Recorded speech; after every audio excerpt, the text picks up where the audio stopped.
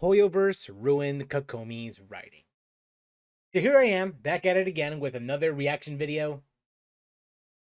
Been a while since I've done one of these, haven't I? I'm not going to go into detail how long it's been exactly, but I know that it has been a while since I've done these types of reaction videos. So I think in the last video that I've done, in regards to this person's channel, Otsuucurry, I talked about how I've pretty much gone into detail about how I feel about Hoyoverse's writing during the Inazuma Archon quest. And I've talked about this in a prior reaction video. I talked about this in my 1-year retrospective on Genshin Impact.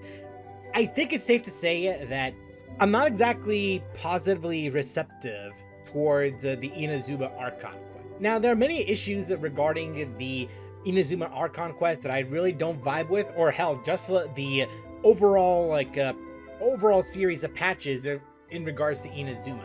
There is one aspect that I do respect, and it's the world quest. I remember saying that the Archon quests weren't necessarily the greatest, but I do remember the world quests in Inazuma being really damn good.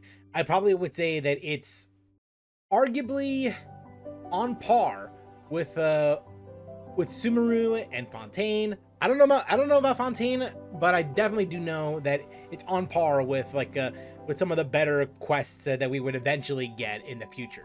Now, there are several issues that I did have with the Inazuma Archon quests, and it's not necessarily just one particular factor, but a multitude of factors that kind of coalesced into something even greater than its sum. Mainly due to the Raiden Shogun being written the way she is, and I've already expressed my opinions on that in the last reaction video that I did. And I've also talked about the Archon quest and how poorly paced it is, especially towards the third act. But there is one that I don't think I've ever gone into full detail yet, and it's regarding Kokomi and what her role is in the overarching quest. And to be quite honest, look, she's really pretty. Look at her. Look at that face. Look at her design, her pastel colored design. I will always love this design, but I can't love her role in the story. If the Archon quest is a wasted potential, she's also wasted potential as well. I think that in comparison to a lot of the other characters that get featured in the Inazuma Archon quest, I think even more so than the Raiden Shogun, Kokomi just feels like that she's done nothing. Like, she was just given nothing to do, and even when she was given something to do, she does so poorly, and it hurts for me to say that because of her design. It's insane. It's honestly insane that whatever happened in the Archon quests, she was just it just happened to her the way it did, you know. But again, though, it has been a while since I've seen the Archon quests for Inazuma, so I would have to get a bit of a refresher just to get exactly what it is exactly. I just know that so many people, lore-wise, story-wise, hate her, but her design, completely different story. So once again, shout outs to Otsuucurry for the video, how Hoyoverse ruined Kokomi's writing. I'm gonna leave the original video in the description, and yeah, let's go ahead and see what she has to say. And you know what? Spoiler alert, I do agree with this, unfortunately. It's not an unpopular opinion that Kokomi is the poster child of a badly written character in Genshin. Yeah. Not only did she have one of the most controversial releases in the game because, you know, she can't crit, she also had a rough time in the Archon quest, story quest, and events. And I'm sorry to tell you that after 2 years, she got shafted. It honestly hasn't gotten much better. Fontaine literally just came out, and Kokomi is is still the mess that she was when she first came out. At least in terms of her writing. I think her kit had its own redemption arc with the release of Dendro. So where did it all go? Yeah, I think like gameplay wise, by the time Sumeru came out and Denjo became a thing, Kokomi's value became that much better. Although, with that said, Farina did happen, so she did get an upgrade, but considering that what we know now in comparison to the other Hydro characters that we would eventually get, like Farina, like also Columbina, it's hard to justify using Kokomi more than post Fontaine, or hell, even post Natlan. Go wrong if you've blocked most of her story from your brain and enjoy her purely because you love her design and her playstyle like I do, then you're probably pissed or annoyed at how badly Hoyo missed the mark when it comes to Kokomi's story. But Yeah, yeah. And here's the thing: if you do love Kokomi, if you absolutely love her, flaws and all, you know what? More power to you. I don't. I'm not here to say that like you should not be allowed to love any character that I hate or anything of the sort. Hell, I pulled for Kokomi. I pretty much just I used her as a. I don't think I ever got her during when she was brand new. In fact, I think I got her during one of her reruns. In fact I made a video just showing off my polls, and for the most part, I do get why people love Kokomi in terms of gameplay, in terms of design. I respect that. But the fact of the matter is, it it just pisses me off that much more considering her role in the Archon quests. That's what pisses me off. And I'm sure I'm not the only one that feels that way too. was her writing always as terrible as most of the community make it out to be? So let's start there. Let's start with how Hoyo introduces Kokomi to the players. What if I told you that Kokomi actually had a pretty good introduction to the story? I mean, it's been 2 years, and with all of the criticism towards her about her role in the Archon quest, which we will get into later on, Kokomi actually had a good introduction, in my opinion. I think a lot of people just Relatively speaking, I do think she has a good introduction. For all the faults that Kokomi does get, and for the most part deservedly so when considering what happens in the story, I think that the introduction of Kokomi, at least when we first see her, not just in the Archon quest, but also throughout the various media that Hoyoverse have released at that time, it's I think that it's good. I do think that it's good all around. forgot that the first 2 acts of the Inazuma Archon quest was actually not that bad. Mhm. To fully explain what truly went wrong with Kokomi, Yes, I do agree with that. And the fact of the matter is, the Inazuma Archon quests, as much as I do think that is like overall like either like a mixed bag to like bad, especially when considering what happens before and after. I mean, the type of writing that we got before and after, I should say. The first 2 acts of the Inazuma Archon quest were good. I won't say that they're great. I won't say that they're fantastic or perfect, but I won't sit here and say that these are bad.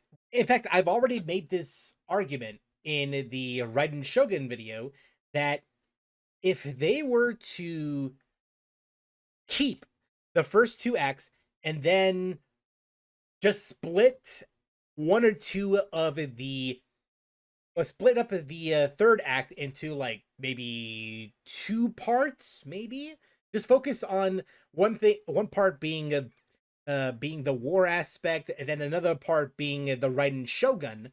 Just focus on her, but at the same point, I've also made the argument as well that if they did that, then they're gonna have to rewrite like a lot of what happens in the third act, because remember, we also have the story quests, the character quest for for the Raiden Shogun.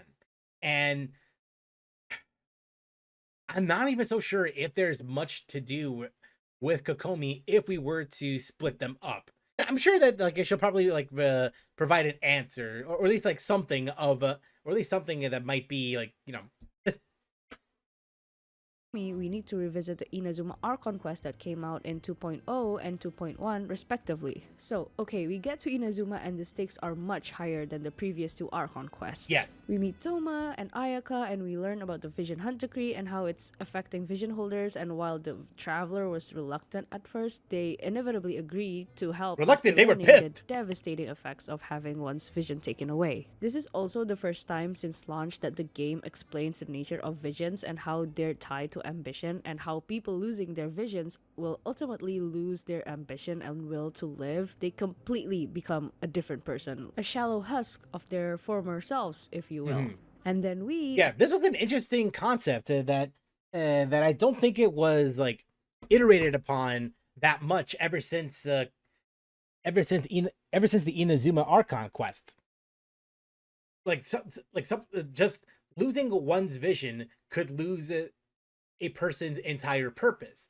And I don't know if we've seen, I mean, there might be a chance that we might have seen a similar concept to this after the Inazuma Archon quest, but I don't think it's ever been iterated upon since then, or at least there hasn't been as much of an emphasis on that like element, like post Inazuma.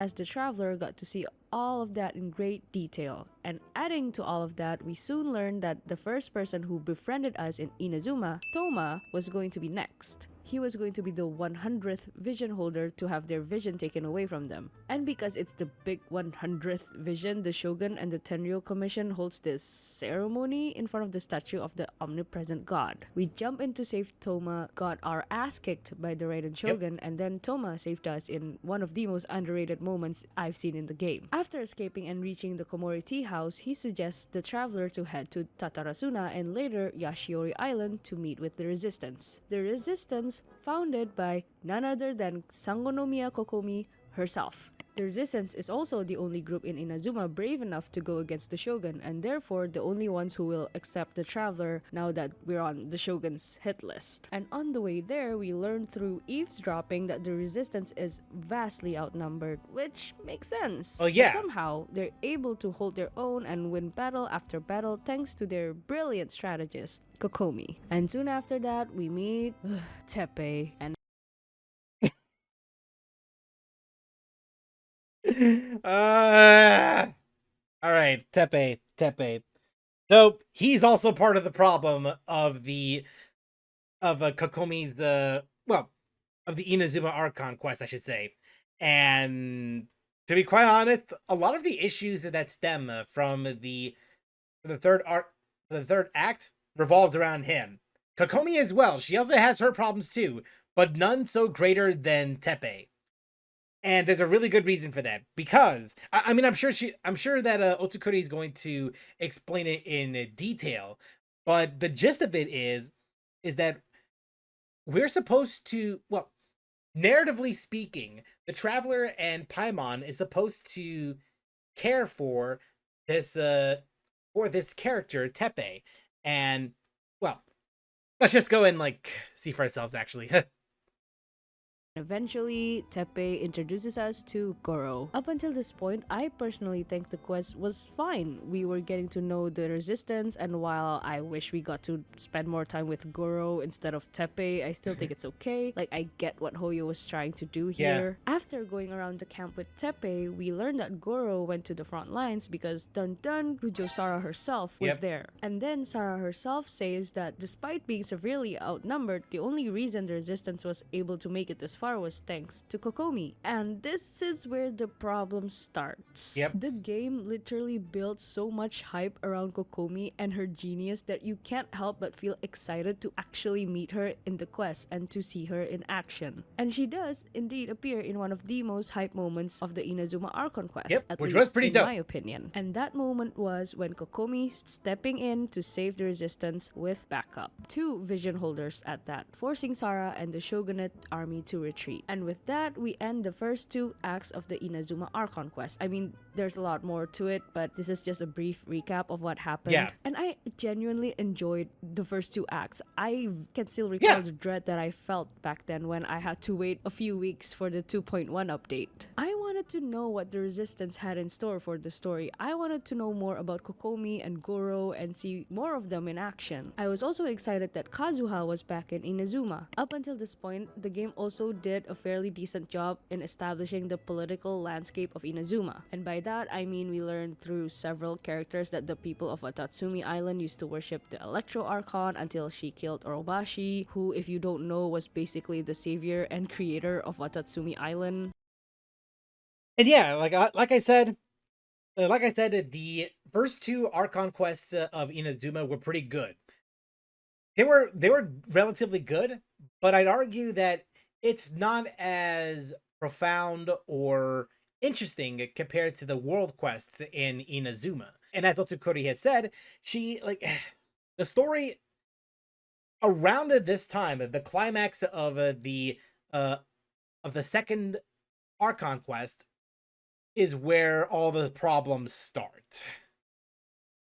Watatsumi Island itself would not have existed if not for Orobashi. Like, it's literally made from his corals. So you can understand why the people of Watatsumi would be upset at the shogun for killing him and then leaving his remains They on killed the pet Yashiori snake. Island. And this created a lot of theories about why Kokomi formed the rebellion in the first place. But we'll get back to this later because, oh boy, the theories. So back to the Archon quest and Kokomi. And yeah, unfortunately, this is where the good part of her writing ends, and it's all kind of downhill from here. Yep. Because unfortunately for Kokomi, she falls victim to the atrocious pacing of the Inazuma Archon quest, which was mostly because Hoyo forced to wrap everything up in like 3 acts, the same way they did in Mondstadt and Liyue. And obviously, this didn't work, considering how much more dense and high stakes the Inazuma storyline was compared to the previous 2 regions. Granted, a lot of the other characters suffered due to the story being rushed, like Goro, and even A herself is a victim of this, but Kokomi was just, oh, you did her so dirty after building her up so much in the first. Yeah. The dreaded third act. Now, it worked. Personally speaking, I think the 3-act structure worked in Mondstadt and Liyue because of how simple the story structure was. For Inazuma, considering the amount of elements that have been introduced in the quest, how complex in terms of politics and and worldviews are in that region, it's hard to justify a 3-act structure would be enough for Inazuma. I would say if they put in a 4-act, maybe even 5-act structure for the Inazuma Archon quest, for the Inazuma Archon quests, I think it'd probably be beneficial. But the fact of the matter is that I've talked about this earlier in the past, and I mentioned this in the writing video. I mentioned this in the 1-year anniversary video. As much as it's easy to blame the writers of the Inazuma Archon quest, I don't think I 100% disbelieve that the choice was a creative decision. In fact, it was around this time, if I remember correctly, because remember, I think people need to bear in mind that this game, for all the pretty colors, the engaging gameplay and the engrossing story, especially post Inazuma, it's still a gacha game in the end of the day, and the devs suits need to make as much money as possible. So it's no surprise to me that they want to wrap up the Inazuma Archon quest as much as possible and make the Raiden Shogun redeem herself towards the end of the story, just to time it alongside with the Raiden Shogun's banner that was running at the time. Now, do I think that the execution of the writing could be better? Abso-friggin-lutely. But I'm not going to blame the writers just because a few greedy people want to get their bag. 2 acts. So back to the quest. After the whole thing with Sarah, we go back to Watatsumi Island with Kokomi. We get there and Kokomi immediately informed us about the supply shortage that they're facing. Understandable because war is terrible and rough and Watatsumi isn't exactly known for its fertile soil. She voices concern about how they quite literally couldn't afford any more losses, hence why she accepted help from a mystery sponsor. And for someone who supposedly thinks of every scenario and has plans for everything, it baffles me how Kokomi went through with this. She only says that they Okay, so this is where I have an issue with the story quest, and it all stems that particular from that particular tidbit about like Kokomi getting help from a mysterious supporter. So up until now, we learned that Kokomi is a war strategist, and I fail to see how that decision right there would be considered a strategic move to make, a smart strategic move to make. I get that desperate times call for desperate measures. That much I know that. I know that much for sure. But if you're accepting help from a mysterious supporter and you have absolutely no clue where the help is coming from, why, and you're not doing any research on said help, why are you saying yes? There's a good chance that mysterious helper might end up screwing you towards the end. I mean, Jesus Christ! Why would you say yes to this? Yes, desperate times call for desperate measures, but that doesn't mean you should accept any help from anyone.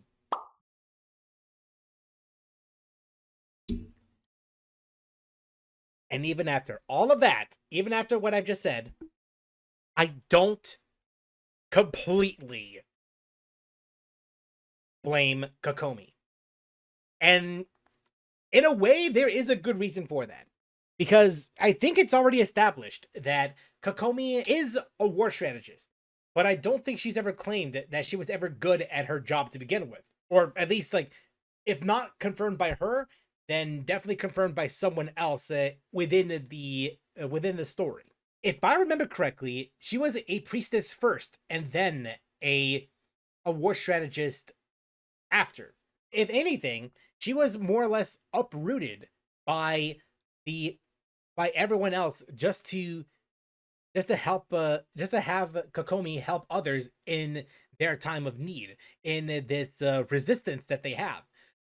It unfortunately tracks that she wouldn't even have the know-how, or perhaps like the how do you call it, the hindsight to understand that accepting help because you're out of desperation isn't always the best answer. Now, with that said, do I think that it should have been rewritten so that way like she doesn't suffer as much in terms of her character? Absolutely. But it sucks that Kokomi has to suffer because of this. But I unfortunately do get why Kokomi would react this way. I just wish it was written better. had a common goal, and that was apparently enough for her. Yes, I understand that she was in a desperate situation, and this wouldn't be a problem if the game wasn't trying to sell her as this genius war strategist every time she's on screen. Exactly. And she even says herself that it's suspicious, so it doesn't make any sense that she Yeah. has no backup plan just in case this mystery supporter sponsor turns out for the worst. Exactly. Which it did. I mean, again, I can understand her not having any other options, and this was the best that she can do, but the whole point of her character is that she's supposed to be this genius who is always prepared. And I'm not exactly going to blame her for not having a backup plan just in case her soldiers start rapidly aging after using delusions of all things. Yep. But because really, how can anyone even think of that scenario? But you'd think she would have something. And I'm not saying that or at Kokomi least should be anything, really. At least like have a backup plan just in case this happens. flawless and isn't allowed to make mistakes. Quite the opposite, actually. What I think makes a great character is how believable they are as real humans in this made-believe world, and Kokomi being a genius doesn't mean she's not allowed to face hardships. It's also the reason why I do these videos. Even if Genshin is ultimately a gacha game full of tropes, it's full of well-designed characters with interesting lore to them, which is what drives me insane when they're not being utilized or explored in the game's actual story. Exactly. So back to Kokomi. She's of course allowed to be wrong. It's just that Hoyo kind of forgot to show her being an actual genius in the Archon quest. Or at least, and not only that, Hoyo also or at least be competent to some degree. sort of forgot to show why she's going against the Shogun in the first place. I don't know if this piece of information is hidden somewhere because I've tried looking. Maybe I missed it, so please let me know in the comments if I did. Yeah, so my bad. I actually missed it because they actually explained this in her Vision character details or story. And it's actually a really good read. It talks about how Kokomi doesn't really have it. Let's see. A leader with a strong will can lead those around them in a clear direction. However, Kokomi lacks such strong ideals. Instead, she respects the will of the people and wishes that can each find their own way. Just as the vast ocean can accommodate countless souls and their individual desires, so does Kokomi wish her rule to be. When the Vision Hunt decree came about, the resentment of the people turned into cries of revolt, and so Kokomi led them in raising the banner of resistance. And once the war was over, the hearts of the people turned towards peace and stability, and so did Kokomi direct her energies towards governance and economics. But what was the source of this toil? Was this the role of the divine priestess speaking, or was this the product of her own sense of duty? Or perhaps it was a bit of both. As a divine priestess, Kokomi naturally has her own vision, and ever since the day she looked out at the sea outside Sangonomiya Shrine, her wish has never once changed. I wish to protect all of Watatsumi Island and allow its people to lead happy lives. So as I mentioned before, Kokomi lacks such strong ideals. Instead, she respects the will of the people and wish that they can each find their own way. So, if anything, you could make the argument here that that her decision making in the Archon quests isn't exactly the best, with considering that she didn't have that strong of ideals. Again, I wish it could have been written a little better just to help Kokomi out, but it's just how it is, unfortunately. Any strong ideals of her own, but she does respect the will of her people. And it does show her willingness to help others and her desire to protect people, which is why her priority is to protect the people rather than to fight. Or at least that's what I got out of it. Again, still she chose to lead the resistance during the Vision Hunt decree. But what was her plan, really? The game tells you that she's smart and that the resistance is holding their own against Sara's army and the shogunate. But what is she planning to do with the shogun? Because if they're barely surviving going against the Tenryo Commission and Kujo Sara, how were they going to go against the shogun herself? The Raiden Shogun is supposed to be invincible in the story, not even the Traveler, who at this point in the story is infamous for not only saving Mondstadt but also being the big reason why Liyue didn't drown, is expected to go 1v1 her in combat. Like, Ayaka doesn't tell the Traveler to go fight the Shogun in order to repeal the Vision Hunt decree, because the idea of defeating the Shogun in combat is that ludicrous. And the Traveler is supposed to be overpowered. That's why so many people hype them up for saving Mondstadt and Liyue. Well, overpowered in the story, but not so much in the gameplay. Because that is the Hoyoverse way! I even have problems with the Traveler as well, but that's a story for a different day. Even in the final confrontation, the Traveler had to have this massive power boost from the collective ambition of the people of Inazuma to overpower A. Yet here we have Kokomi, the supposed genius strategist, leading the charge against the Vision Hunt decree, going against a literal god in order to do what exactly? Like, what what's exactly even was her her plan? plan if she does, by some miracle, manage to defeat Sara and the Tenryo Commission and make her way to Tenshukaku? Kokomi is obviously someone who leans into diplomatic relations rather than brute force, so you could speculate that she was going to negotiate a deal with the Shogun and reason with with her, which even as I'm writing the script for this, the idea of Kokomi trying to negotiate with the shogun just sounds so ridiculous. Even more so because if she does somehow Okay, but succeed, seriously she'll though, soon like in the, I mean, yeah, we do eventually get some form of negotiation scenes in the Inazuma Archon quest, but I guess like in hindsight,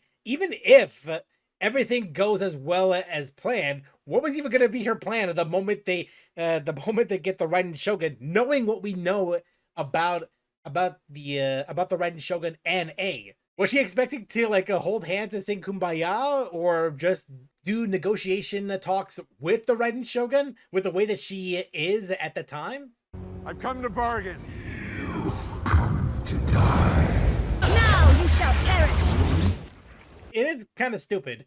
discover that the shogun is in fact a puppet. And I don't know Yeah. how do you even reason with a puppet. Even A herself had to fight this puppet Exactly. for hundreds of years in order to change its mind in I know that's the thing, especially with what we know right now. Well, I don't. This is why like it needs to be rewritten just so that way it's not as stupid. her second story quest. Granted, we can't blame Kokomi for not predicting that Inazuma's god is actually a puppet, but again, even when grasping at straws, the narrative of Kokomi being a genius or a master strategist just falls apart in the Archon quest. Because why would this master strategist and genius sacrifice her own people for a war that she should know she can't win? And on top Period. of that, the writers clearly didn't know what to do with her because after making a mistake with the mystery sponsor, aka the Fatui, they just kind of forgot about her. Yeah, Like, she was legit, just we don't see shafted. her again until the end of the Archon quest. She doesn't even appear with Goro and Kazuha in Tenchukaku. Where was she? And we know later on that this wasn't even Kokomi that sent the resistance there. It was Ayato. So, was she dealing with the aftermath of the delusions? I mean it when I say that Kokomi suffered the worst from Inazuma's poor pacing. Because Hoyo is shown to be able to write solid, intelligent characters like Nahida and Alhaitham, and even just writing side characters that actually add something to the plot and story like Dihya and Candace. And unfortunately for Kokomi, this doesn't just end with the Inazuma Archon quest. Her story quest was such a waste in my opinion. It's like I really feel bad for Kokomi. I really do, because like again, I love her design. Her gameplay is a little questionable, but I do enjoy it like all the same. But it's just the story itself is just she really got the short end of the stick, man. And I do feel bad for like for Kokomi havers and lovers and all that. Like the whole prospect of the Inazuma Archon quest was just bad. It was just stacked against her ever since the third act and the story quest. Yeah. What was the story quest again? Damn, I forgot. I forgot. Hold on. I think I have an idea, but I do want to see. But I do need a refresher. Hoyo had every chance to dive into the more interesting part of her lore and how her bloodline is tied to Watatsumi and Orobashi, but nope, it's a quest about how overwhelmed Kokomi gets and how she's tired from overworking herself and how she's also very introverted and very much is crushing on the I forgot about this. Oh my god, I forgot about her little notebook and like all of the like energy that she would just write down, like her basically like a little daily planner that she has that says, oh, you know, like weather was off today, -2 energy. I saw the traveler, +10 energy. I forgot about this. Oh my god. Like instead of like delving deep into like Kokomi's lore and see like all the interesting stuff that we could have gotten, we get stuck with this. No wonder I forgot. Jesus Christ. Traveler, or at least it's implied that she has a crush on the Traveler. Which again, this is just Yeah, it's not unique. That is not unique. Oh, you have a crush on the Traveler? Get in line. We have like several other women over here that are like fawning over the traveler. You could just see like all of the like girls in Teyvat just lining up for the traveler, and they're all just getting ready to go. And then Kokomi is like last in line for that, man. I'm sorry. I just had to get that out of my system, man. Like the traveler glazing, given like what we know right now, like is like up in the stratosphere, maybe even into the moon.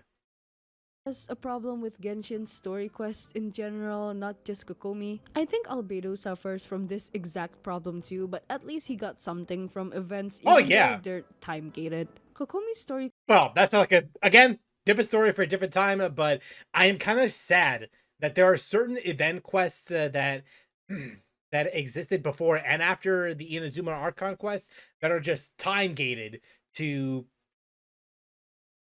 just events, and they're not a part of the overall story, even though that they are like they're a pretty big deal. Like the events that we get with Albedo, and the recent one that we just got, even the recent one with Mondstadt that happened. Like there are some more bombs that we've gotten that I think would be more serviceable in the main story and not so much locked away in a time-gated event story. Quest actually has an interesting premise. Like, it deals with how a lot of her soldiers are struggling with the end of the war. I like that it touches on darker themes of even if the war has technically ended, there's just too much damage and that has just been done to the people of Inazuma. And in the same story quest, they also showed how a lot of people in Watatsumi Island just actively distrust the Tenryo Commission, and by I'm sorry, like I'm sorry to come back to this because a thought just came back to my mind. Like the little notebook that the Kokomi has, she just writes down like after everything. It's like, I glazed up the traveler, gave him the gave him the grapefruit technique plus 20.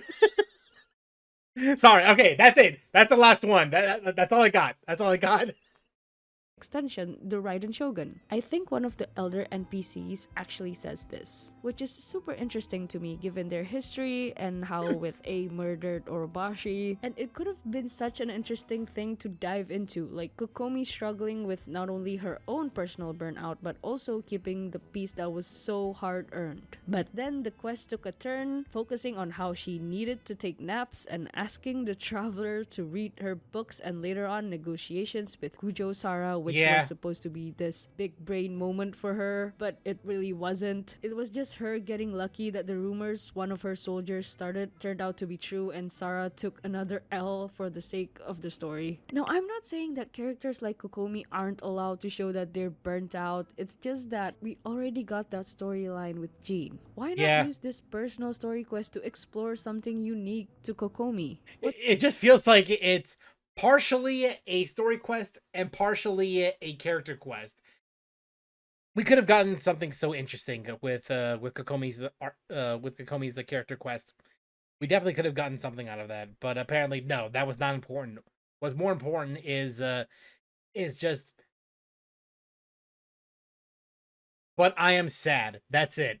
Like, we could, I could talk to you about my lineage and how it came to be, how it became the priestess, how like I was brought up as a war strategist.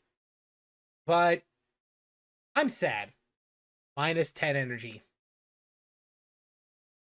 What this story quest also highlights is that she is more of a strategy nerd than she is a genius, really. And I think it would have been better if Hoyo just sold her as this introverted nerd who was forced into this position as the divine priestess because of her bloodline and the leader of the island, but now she struggles in balancing all of those things. 100%. I think what would make this interesting is that if, because of her role as a priestess, and considering that there is no one else to rally behind the resistance, she was brought up as someone that even though like she has like little to no experience with war of any kind, she's pretty much the last bastion, the last hope of Watatsumi Island that she would reluctantly agree toward. That she understands that she's not going to be the best at her job, but they have to try something. And that desperation would translate over to the third act of of the Inazuma Archon quest. I just think that reworking her character a little bit to facilitate like the role, the story, the lore better would be beneficial. And especially because she's so young, a lot of people underestimate her. And Yeah. all of this is, I think, what they were kind of going for too, especially when you take a look at her character story. Because it's all there. I think if they didn't focus on the genius part of her trope so much, Yeah. she would have been a much more well. I think if they didn't say that she was a genius, that she was just fresh to all this, that her eyes are, or figuratively speaking, metaphorically speaking, green, then that's fine. I could buy that. If a Hoyoverse were to say that this priestess who was brought up as a war strategist out of, not because she's the best, but because she's the last hope, then sure, I could buy that. But when you advertise her as a war strategist first, among other things, and then her actions do not reflect that, then that's when we're going to have problems.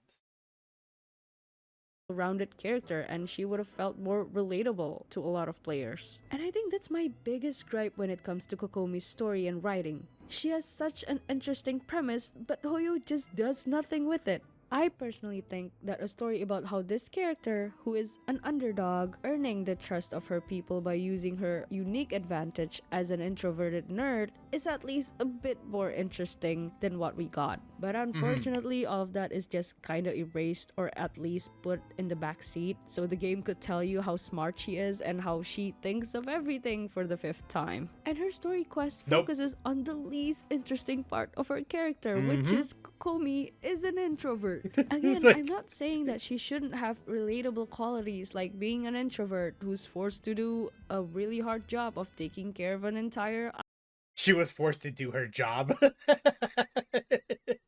island. But it's just not the most interesting part of her character, and highlighting that just leaves an impression that she's overworked waifu number 4. Which is a shame because she's a lot more than that. They just Yeah, overworked waifu number 4. We had Jean, we had Ganyu, we have Kaching, and we definitely have a whole lot more after this, after Kokomi's introduction.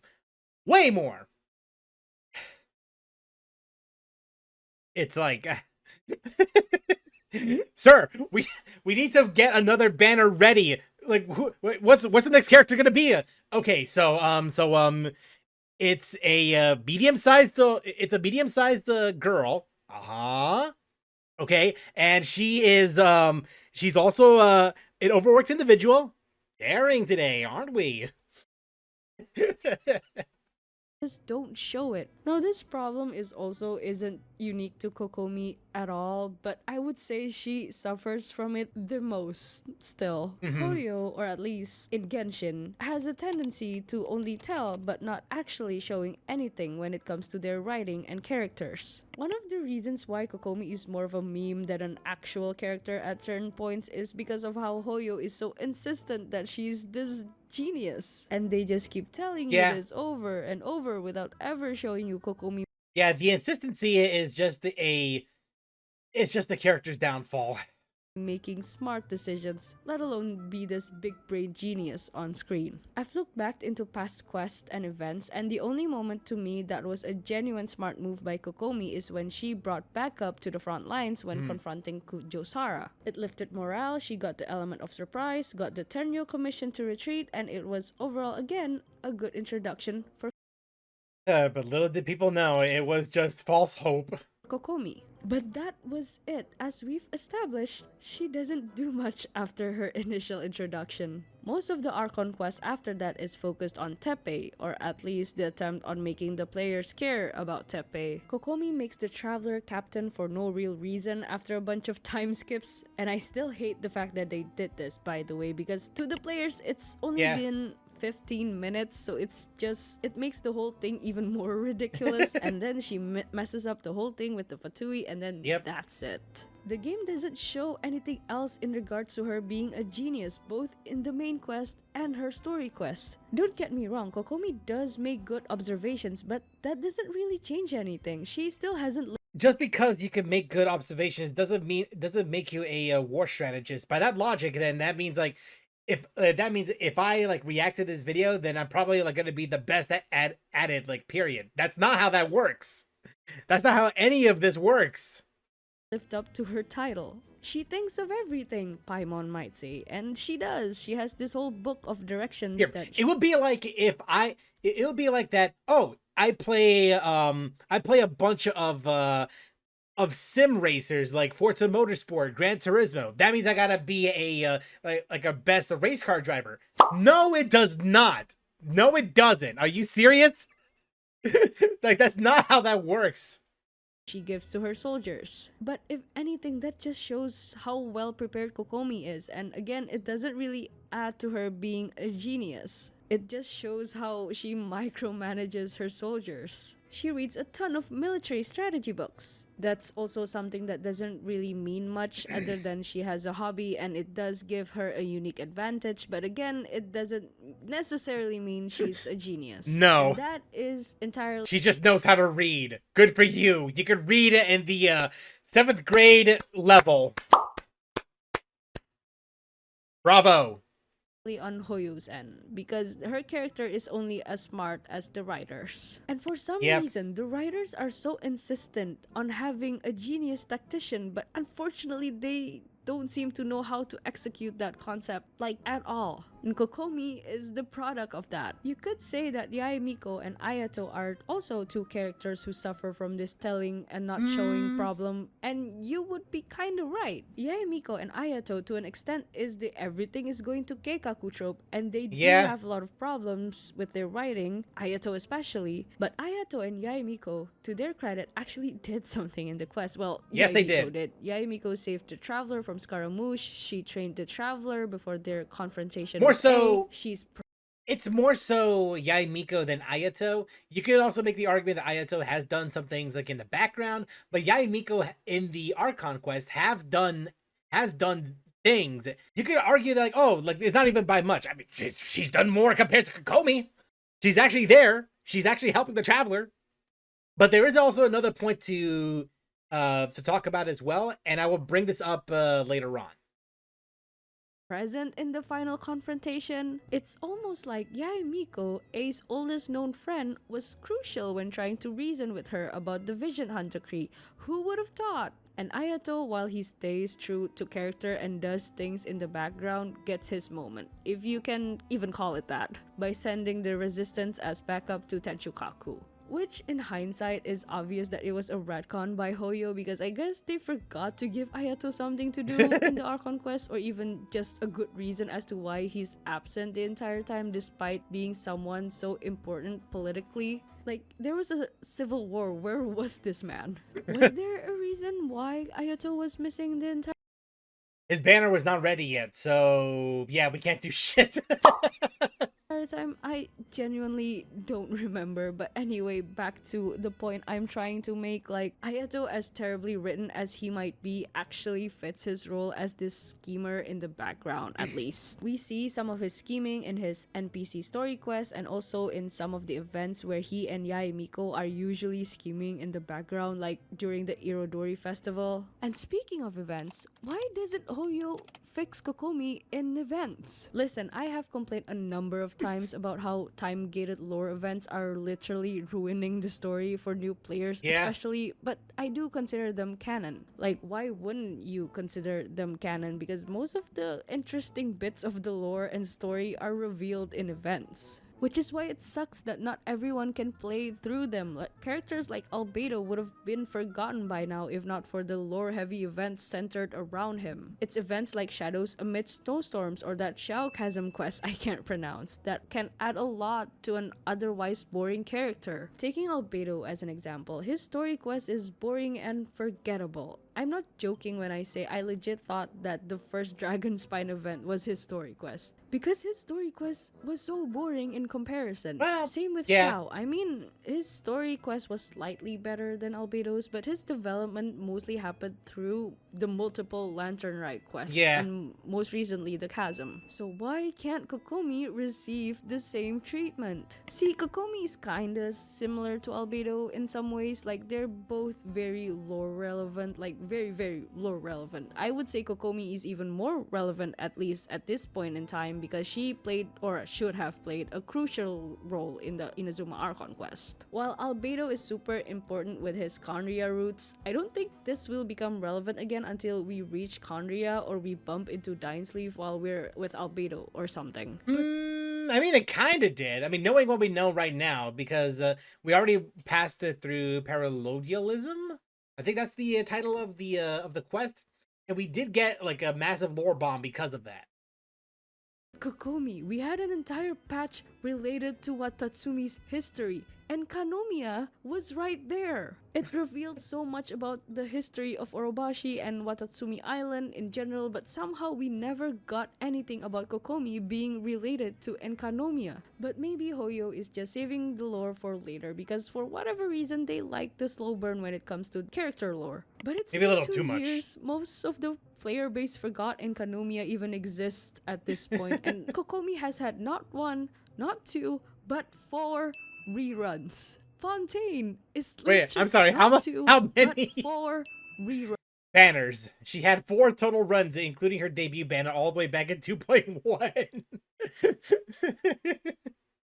They had so many opportunities to just talk about it, like to get in depth with her story, but Hoyover said, "Nope, we're not doing that. We're focusing on new characters. We're moving on."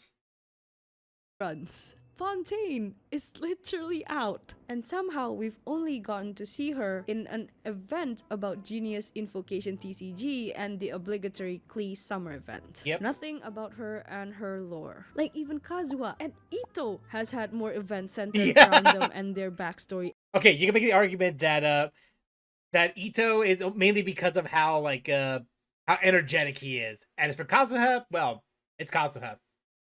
And Ito doesn't even have that much lore outside of being an Oni and the Arataki gang. But for some reason, Hoyo just refuses to give Kokomi the spotlight or anything to redeem her writing. They've tried making her look like the genius when playing Genius Invocation TCG because I guess being a good military tactician also means you're good at card games. Hoyo clearly messed up her writing in the Inazuma patch, and now they don't know what to do with her. And what frustrates me even more is that Hoyo does know most of the player base hated the execution of the Inazuma Archon quest because Sumeru was so well done Yep. in comparison. From the pacing Sumeru, to and the even, central like, characters, the build and even up, post almost Sumeru. everything about Sumeru's quest was an improvement from Inazuma's, including the smart characters. Nahida was done particularly well because Hoyo managed to sell her as being this wise character by making her guide the traveler to reach their own conclusions instead of telling the players how wise Nahida is every 5 minutes. And They learned to show more. Instead of telling and not show, they've learned it to balance out showing and telling. The reason why I really love the Sumeru Archon quest is that all the characters are allowed to like to be who they are, instead of just having characters in the past just say who they are rather than showing them.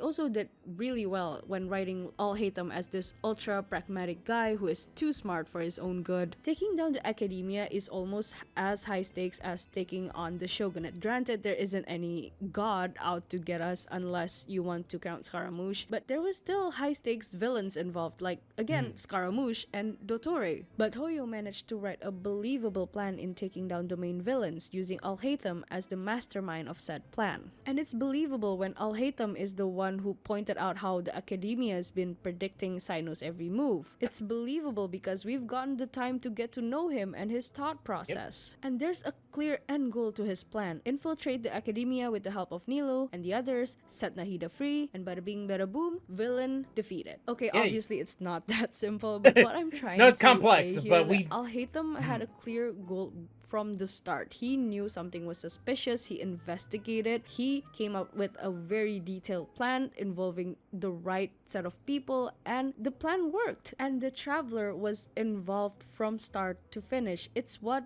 made the Sumeru Archon quest feel so well written, because we got to see every aspect of the plan and its execution, and there's no weird time skips. And all of the things that Al-Haytham did in the Sumeru Archon quest are things that Kokomi should have done and shown in the Inazuma Archon quest, but unfortunately didn't. Instead, she wins against Yaimiko in a card game for no real reason other than that's Kokomi for ya. And it genuinely makes that me is sad so to say that Kokomi. it leaves Kokomi as this missed potential of a character. There's literally so much to her backstory and lore and even personality that Hoyo failed to show over and over again. I will now list down a few theories and fan interpretation that I personally find interesting. So yeah, let's...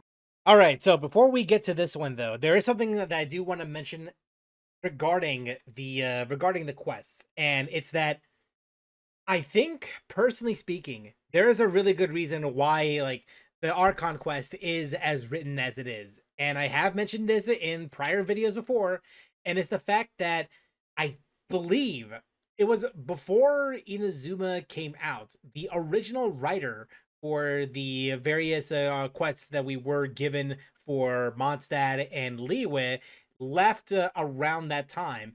There's only a few notes regarding Inazuma and how the quest should flow, but it was not complete. It was up to the writers that were there to just go and complete the story. And that's kind of like the reason why why the writing seemed a little different in comparison to the quests of the past, and especially towards the future.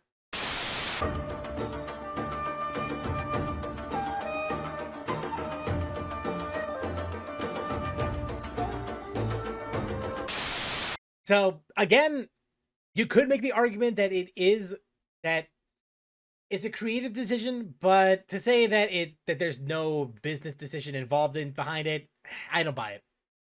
Start with the most popular theory on Kokomi, and that is Kokomi being the reincarnation of the Hydro Dragon, or one of the 7 sovereigns. So if you're rusty on Enkanomiya lore like I am, here's a very brief recap without getting too much into the theory and Enkanomiya lore. The 7 sovereigns are the 7 primitive elemental dragons that used to rule over Tivat before the primordial one. And for a long time, people speculated that Kokomi was the reincarnation of the Hydro Dragon because her constellation means sleeping dragon. And also there's that whole lore about how the Hydro Dragon will be reborn as a human. So there's a lot of discussion on this and how Hoyo might expand Kokomi's story based on this theory. And Nope. Nope. I just remember seeing so many speculations about how this might be the plot of Kokomi's second story quest, or how she will finally be tied to Enkanomiya. But yeah, since Fontaine is out, I'm pretty confident that the Hydro Dragon is not really related to Kokomi. Nope. I might be wrong, but nah. But I'm including it here because people speculated this about Kokomi for a long time. Another fun That ended one up is not that being some true. Kokomi fans feel like she would have been a more well-rounded character had she been a bit more morally ambiguous. It certainly will explain why she accepted the mystery supporter in the Archon quest. She would have been great as someone who struggles with morality and having to live with the burden of sacrificing people for the greater good. The end justifying the means kind of character. She doesn't have to be evil or cunning, just someone who is forced to make a lot of tough decisions because she's been pointed as the leader of an entire island against her will, or simply because she's a descendant of a very important bloodline. And because she's this military strategy nerd, she also gets a bunch of beginner's luck and wins a bunch of battles, but now she's been put in this impossible situation of having to lead her people against an invincible god. And not just any god, it's the same god who killed the savior of her people, killer of the god whose will lives through Kokomi herself. Anything would have been more interesting than I what guess, we got, but yeah. I guess Hoyo's given up on Kokomi, at least story-wise. So yeah, that is my We're just moving long on. rant of Kokomi. I actually really like her design, and I love using her in team comps, which is why I'm annoyed that she has so much potential and she is so interesting lore-wise, and Hoyo just does nothing with her. Hopefully, they will revisit Kokomi sometime in the future and let her have her moment. Please just give this girl a break. I hope you enjoyed the video, and sorry. Well, it's unfortunate then that she did not get anything beyond that. Because again, this video was made, let's see, around September 6th, 2023. That was around the time when Fontaine was relatively new. And ever since then, nope. Even if she did get something of value that I might have missed, I don't think it's gonna like erase the fact that she was wasted in the Inazuma Archon quest, which is unfortunate because again, like her design, like her gameplay, but I guess it's just not enough for me to like say that she was even a good character overall. But I guess that's just me how it do. So, so once again, thank you very much for Otsuucurry for the video. Again, I'll leave a link down below just for you to go and watch it yourself. If you enjoy videos like these, leave a like, leave a comment, and consider subscribing for more. And I'll see you guys next time. Till then, take care.